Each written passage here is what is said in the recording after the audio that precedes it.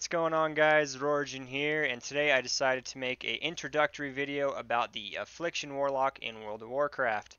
Mostly what we're going to be covering are rotation and different talent builds that you can use for different scenarios. Alright, so let's get to it. First off, let's talk about talents. Okay, as you can see here, this is mostly a Mythic Plus dungeon build. I don't use Writhe and Agony because most of the time ads are down before it can even get up to 15 stacks. It is kind of useful for bosses, but at the same time, kind of irrelevant. I roll Contagion, 15% increased damage to targets affected by your Unstable Affliction, which in a Mythic Plus, if you rotate your dots correctly, you should be casting Unstable Affliction on damn near everything.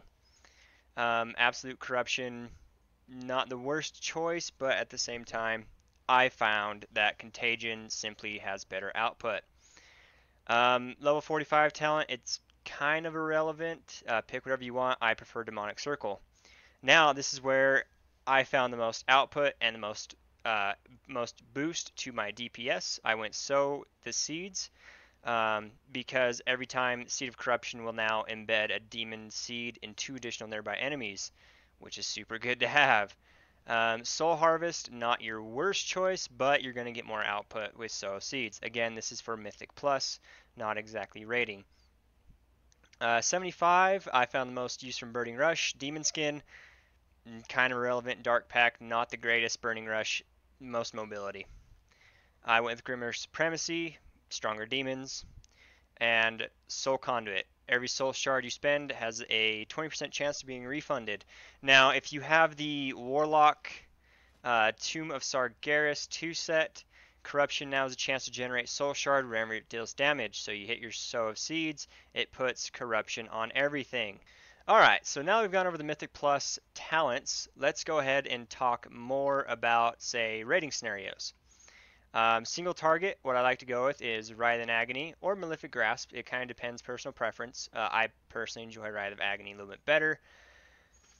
Here, again, you take your pick.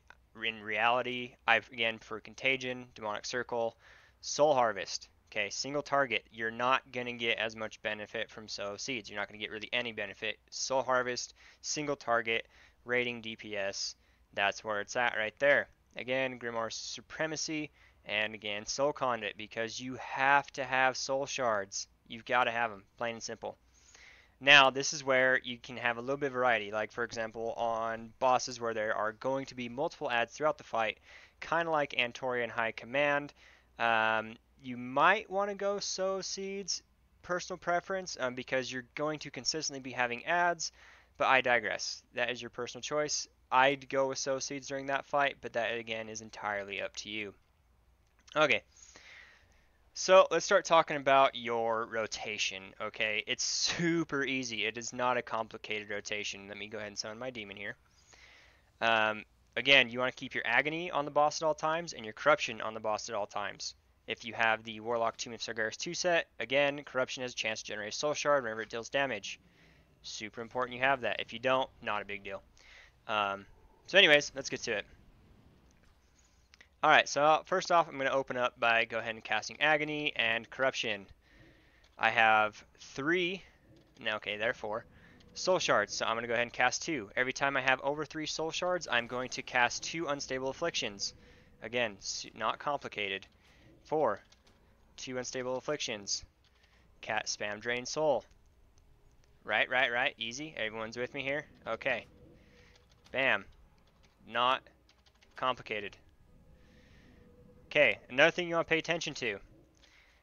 Your artifact, okay, grants the Reap Soul ability, consuming the souls of fallen foes to empower Ultalesh. You've got to try and keep this up at all times. It's super important that you do. Okay, so let's go ahead and start the rotation. I have plenty. Bam. I have a weak aura there that indicates how long my timer is that I have on my ability. Simply by casting my artifact weapon, look how much higher my DPS went up. Again, I'm not using flasks or pots or anything like that, or really even trying. I'm just kind of showing you the basic rotation. Okay, more than 3, I cast 2.